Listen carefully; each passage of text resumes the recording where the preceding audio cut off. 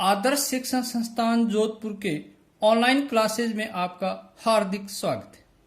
मैं बनवारीलाल आदर्श विद्या मंदिर बालेसर से आज मैं आपके सामने कक्षा 10 विषय विज्ञान के अध्याय प्रथम भोजन एवं मानव स्वास्थ्य पे चर्चा करूंगा।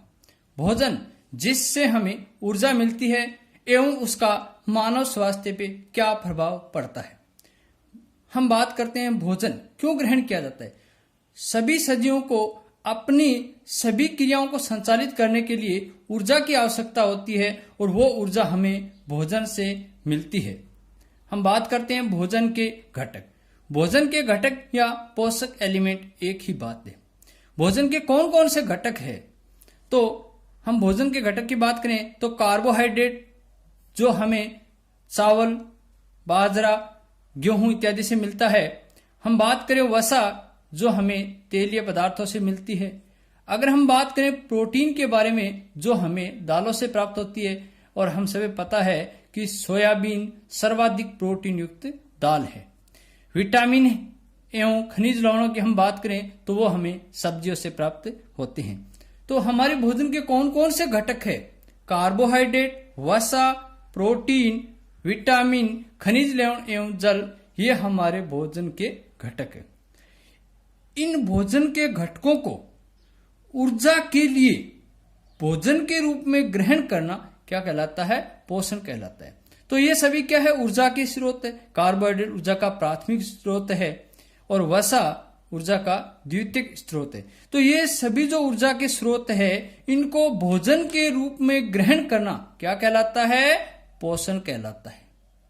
हम बात करेंगे आगे भोजन के कितने प्रकार है। भोजन दो प्रकार के हैं। एक तो ऐसा भोजन जिसमें कार्बोहाइड्रेट, वसा, प्रोटीन, विटामिन, खनिज लवण एवं जल की संतुलित मात्रा हो या पर्याप्त मात्रा हो, ऐसे भोजन को हम कहते हैं संतुलित भोजन यानी बैलेंस फूड। वह भोजन जिसमें सभी पोषक एलिमेंट प्रचुर मात्रा में उपलब्ध हो, उसे हम क्या कहते हैं? बैलेंस फूड कहते हैं। बैलेंस फूड के क्या क्या लाभ है? बैलेंस फूड के बहुत सारे लाभ है। संतुलित भोजन के लाभ देखो, इससे एक तो हमें ऊर्जा अधिक मात्रा में मिलती है और हम भोजन ऊर्जा के लिए ही ग्रहण करते हैं। पहले हम कुछ इसके लाभ की बात करते हैं। तो शरीर को मजबूत बनाता है। संतुलित आहार, संतुलित भोजन शरीर को क्या करता है? हमारे मजबूत बनाता है। हमारे शरीर की रोग से लड़ने की क्षमता है। रोग से हमारा शरीर लड़ता है, तो हमारे शरीर की रोग से लड़ने की क्षमता यानी रोग प्रतिरोधक क्षमता है हमारी, उसको संतुलित आहार क्या करेगा? बढ़ाता है। हमारे मस्तिष्क की पावर, हमारे मस्तिष्क के स्वास्थ्य और हमारे शरीर के स्वास्थ्य को संतुलित आहार बढ़ाता है। तो संतुलित आहार से हमें अधिक मात्रा में क्या प्राप्त होती है? ऊर्जा प्राप्त होती है। आगे हम बात करते हैं अनबैलेंस फूड। अनबैलेंस फूड ऐसा भोजन जिसमें कार्बोहाइड्रेट, वसा, प्रोटीन, विटामिन, खनिज और जल, इसमें से किसी एक या एक से अधिक घटक की कमी हो। ऐसा भोजन जिसमें इनमें से किसी एक घटक की या एक से अधिक घटक की कमी हो, ऐसा भोजन क्या कहलाएगा? अनबैलेंस फूड कहलाएगा। जैसे वह भोजन जिसमें एक या एक से अधिक पोषक एलिमेंट की कमी हो, तो उसे हम क्या कहेंगे? Unbalance food. तो अभी हमने बात की है भोजन के कौन कौन से घटक है। कार्बोहाइड्रेट, वसा, प्रोटीन, विटामिन, खनिज लवण एवं जल, ये भोजन के घटक है। ये ऊर्जा के स्रोत है। इनको भोजन के रूप में ग्रहण करना क्या कहलाएगा? पोषण कहलाता है। वह ऐसा भोजन जिसमें ये सभी प्रचुर मात्रा में, निश्चित मात्रा में जितने हमें चाहिए उतने उपलब्ध हो, ऐसे भोजन को संतुलित फूड यानी बैलेंस फूड यानी संतुलित भोजन कहते हैं। और इसके विभिन्न प्रकार के लाभ है। और ऐसा भोजन जिसमें एक या एक से अधिक पोषक एलिमेंट की कमी है, तो उसे हम कहेंगे अनबैलेंस फूड। इसका कोई लाभ नहीं है, केवल इससे क्या होती है? हानियां होती है। आगे हम बात करेंगे कुपोषण। कुपोषण का मतलब है कि हमारा जो पोषण है, हमारा जो भोजन है, उसमें लंबे समय तक, जैसे लंबे समय तक प्रोटीन की कमी रहेगी, लंबे समय तक विटामिन की कमी रहेगी, लंबे समय तक खनिज लवण की कमी रहेगी। अगर हमारे पोषण में लंबे समय तक एक या एक से अधिक पोषक एलिमेंट की कमी हो तो उसे कुपोषण कहते हैं। देखो, अनबैलेंस फूड क्या है? हमारे पोषण में एक या एक से अधिक पोषक एलिमेंट की कमी है, वो क्या है? अनबैलेंस फूड है। और अगर ये कमी लंबे समय तक रहती है तो विभिन्न प्रकार की उसके कमी से अभावजन्य रोग हो जाता है, जिसे हम क्या कहते हैं? कुपोषण। तो हमारे भोजन में लंबे समय तक एक या एक से अधिक पोषक एलिमेंट की कमी हो तो उसे हम क्या कहते हैं? कुपोषण कहते हैं। कुपोषण के प्रभाव हमारे शारीरिक एवं मानसिक दोनों प्रकार की कमजोरियों के रूप में प्रकट होता है। अगर हमारे भोजन में हम बात करें विटामिन कुपोषण, अगर हमारे भोजन में लंबे समय तक विटामिनों की कमी रहती है तो उसी कमी से विभिन्न प्रकार के रोग हो जाते हैं, तो उसे हम क्या कहते हैं? विटामिन कुपोषण कहेंगे। अगर हमारे भोजन में लंबे समय तक प्रोटीन की कमी हो जाती है तो हम क्या कहेंगे? प्रोटीन कुपोषण कहेंगे। अगर हमारे भोजन में लंबे समय तक खनिज लवणों की कमी रहती है तो हम उसे क्या कहेंगे? खनिज कुपोषण। यानी हमारे भोजन में किसी भी पोषक एलिमेंट की लंबे समय तक कमी रहती है तो उसे हम क्या कहेंगे? कुपोषण कहेंगे। तो आपको समझ आ गया है कुपोषण क्या है? तो अब हम बात करते हैं विटामिन कुपोषण।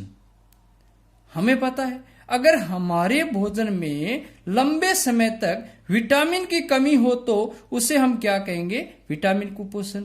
हमें पता है कि अलग अलग विटामिन की कमी से अलग अलग प्रकार के रोग होते हैं। तो अब हम बात करेंगे कि किस विटामिन की कमी से कौन सा रोग होता है और उस रोग के लक्षण क्या है। जैसे हम बात करते हैं सबसे पहले विटामिन ए। विटामिन ए का वानस्पतिक नाम होता है रेटिनोल, पूछा जा सकता है।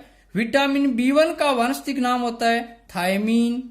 विटामिन B2 का वानस्पतिक नाम होता है राइबोफ्लेविन। विटामिन B5 का वैज्ञानिक नाम होता है नियासिन। विटामिन सी का वैज्ञानिक नाम होता है एस्कोर्बिक अम्ल। विटामिन डी का वैज्ञानिक नाम होता है कैल्सीफिरोल।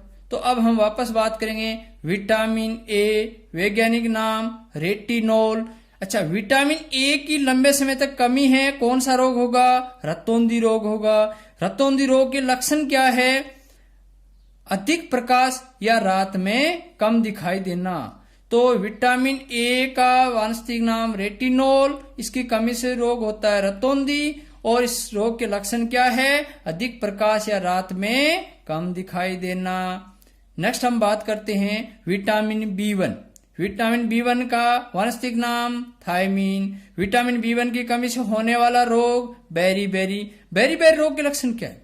देखो, हृदय धड़कन कम होना, यानी हृदय की जो धड़कन है उसकी आवृत्ति कम हो जाती है। हमारी पेशियां जिसके कारण मैं बोल पा रहा हूं, तंत्रिकाएं जिसके द्वारा संदेश मेरे मस्तिष्क में जाते हैं, यानी आपको सूचनाएं मिलती है मस्तिष्क को और वापस सूचनाएं प्राप्त होती है। ये जो तंत्रिकाएं हैं ये क्या हो जाती है? कमजोर। तो हृदय की धड़कन का कम हो जाना, पेशी और तंत्रिकाओं का कमजोर पड़ जाना, ये किस रोग के लक्षण है? ये बेरी-बेरी रोग के लक्षण है जो विटामिन B1 की कमी से होता है।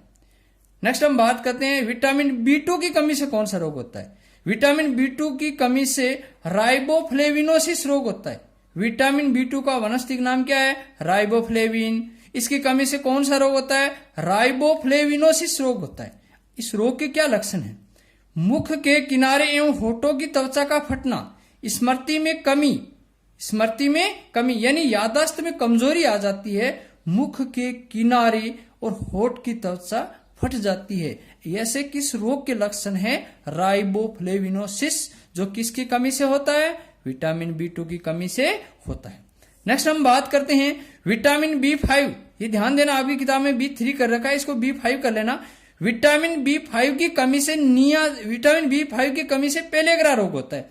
विटामिन B5 का वैज्ञानिक यानी वानस्पतिक नाम क्या है? नियासिन, पूछा जा सकता है। विटामिन B5 की कमी से कौन सा रोग होता है? पेलेग्रा रोग होता है। देखो लक्षण देखो कैसा है। पेलेग्रा रोग यानी पपड़ियां पड़ना, किस पे? जीभ और त्वचा पर।